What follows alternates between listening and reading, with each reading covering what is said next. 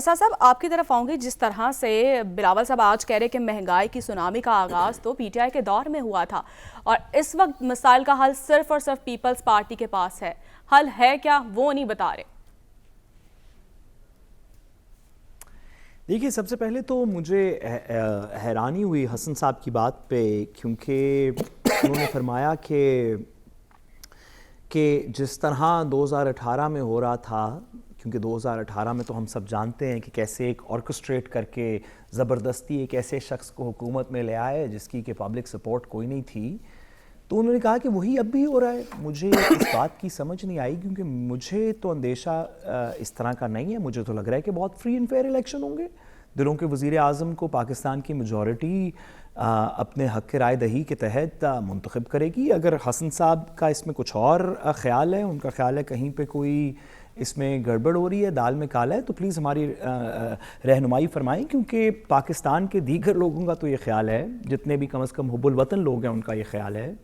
کہ سکندر سلطان راجہ صاحب اور ان انٹرم گورنمنٹس کے نیچے اس وقت یہ والے الیکشنز بالکل صاف اور شفاف ہوں گے. تو اگر یہ درست نہیں تو پلیز بتائیے گا. میں عدیل کی بات سے تھوڑا سا آگے بڑھوں.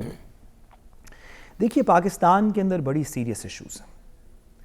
پاکستان ایک ایسا ملک ہے جو کہ نہ ریجنل سیکیورٹی کے اندر اگنور ہو سکتا ہے، نہ اکنامک سیکیورٹی کے اندر اگنور ہو سکتا ہے، اور نہ ہی پاکستان کے اندر کیا ہوگا اس سے یہ اس طرح نہیں ہے کہ سب سہارا افریقہ کے اندر ایک ملک ہے جس کے اوپر یا نیچے جانے سے دنیا میں کوئی زیادہ فرق نہیں پڑتا. پاکستان کی سیکیورٹی ریجنل اور ریجنل سیکیورٹی کے ساتھ انٹرنیشنل سیکیورٹی سے کنیکٹڈ ہے. اور ہم اب پچھلے اتنے عرصے کے اندر یہ جان گئے ہیں کہ جب میں نے کہا کہ پاکستان کی سیکیورٹی،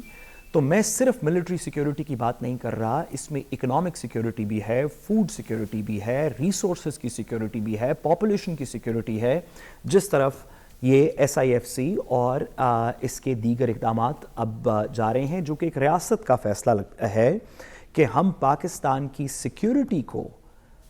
جس کے اندر ملٹری ایک حصہ ہے بٹ اکنامک اور دیگر سیکیورٹیز کو ہم انشور کریں گے، اور کوشش یہ کی جائے گی کہ سیاست اس میں انٹرفیئر نہ کرے، ایک لانگ ٹرم پلان بنے جس کی ریاست گارنٹر ہوگی. یہ تو بہت اچھی بات ہے اور یہی پاکستان کا فیوچر.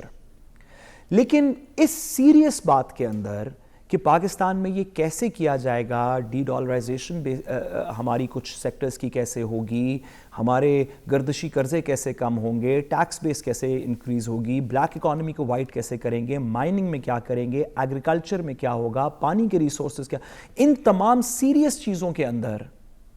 اگر کسی سیاستدان کا خیال ہے، خواہ وہ نواز شریف صاحب ہوں یا پچھلے چیئرمین پاکستان تحریک انصاف کے ہوں، یا بلاول بھٹو زرداری صاحب ہوں، یا اعلیٰ حضرت فضل الرحمان صاحب ہوں،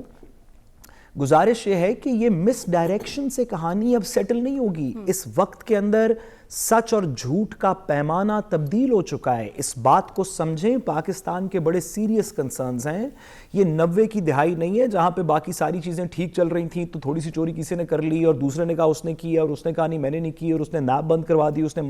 یہ اس طرح ملک نہیں چلے گا. بڑے سیریس کنسرنز ہیں. اس میں